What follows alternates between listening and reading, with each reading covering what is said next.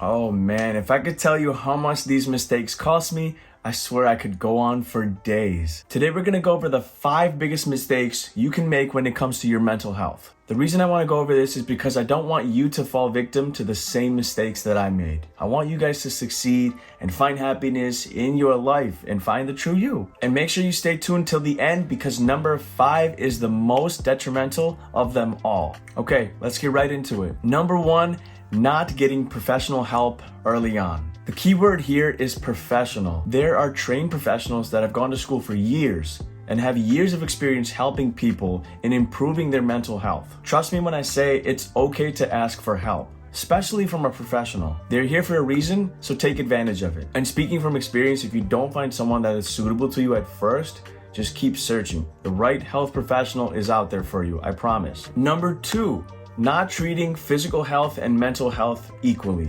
Ask anyone who has truly experienced the balance of having their physical health and mental health in check. These two are equally as important as each other. You cannot have one without the other. Think about it for a second. We go see a personal trainer to help with our fitness goals, but we don't go see a therapist to help with our mental health goals. The gym is made to improve your physical health, right? But then where would we go for our mental health? To a health professional, of course. Whether in person, at a facility, or right online, we have to invest in it in a similar way. It's kind of like having a personal trainer for your brain. And then outside of that, all the other things that you do at home to try to improve your mental health, think of that as like hitting the gym by yourself. All right, moving on to number 3, continuing life through a dusty mirror. There's an example in a book called Think Like a Monk by Jay Shetty, who by the way is a former monk who practiced at an ashram in India. He was taken by a senior monk to a dusty storage room containing a large mirror. The senior monk asked him to look into the mirror and tell him what he sees. And Jay responds with, "Through the thick layer of dust, I can't even see my own reflection." And then the senior monk wiped the dust off the mirror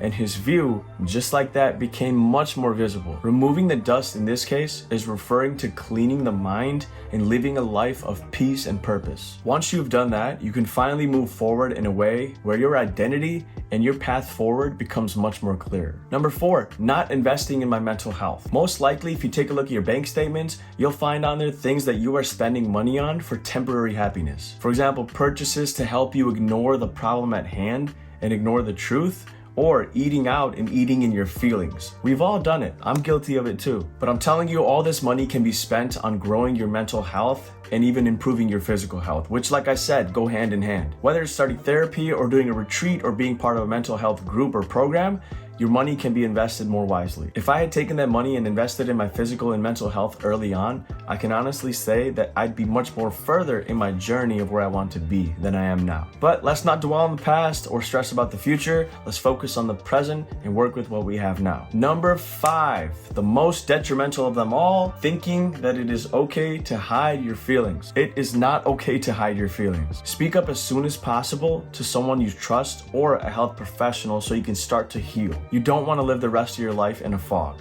This goes back to the dusty mirror. You will be much better off knowing that you can cope with mental health issues and focus on recovery rather than being stuck in the same vicious cycle. So there you have it, the 5 biggest mistakes when it comes to your mental health. Like I said, I'm sharing this through my experience so you don't make the same mistakes. I really do genuinely care about your futures and your happiness and the journey of you finding your own you. Make sure you subscribe to our channel so you can stay up to date with the latest videos and other concepts to come. And if you need anyone to talk to, feel free to reach out via Instagram. I'll try to help to the best of my abilities, and if I can help, I'd be more than happy to provide some resources for you. I hope you guys have a wonderful week. Keep your head up, stay positive, and most importantly, of course, be your own you. Take care. Who, by the way, is a former monk who practiced at an ashram in Mumbai. Who, by the way, is a former monk who practiced in an ashram in former India. Then the senior monk diced. And then the senior monk wifed. Oh my God. Holy shit.